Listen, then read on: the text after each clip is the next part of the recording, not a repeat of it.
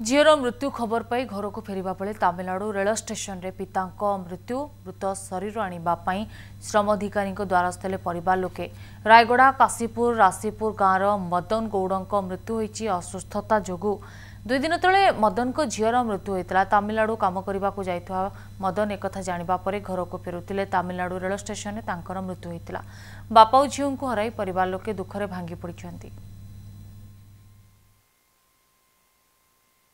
ये माने पूरा निहाती गरीब लोग आज्ञा एम खाइबार पीबार व्यवस्था किछि नाई। से लोक भी हैंडिकैप्ड लोक जे दादन कड़ा जाइथिले गत रविवार जाइछंती बोली तांको परिवार कहउछंती। बहुत बहुत गरीब लोग आज्ञा तार मर शरीर केंती आसीबो प्रशासन केंती आनिबो।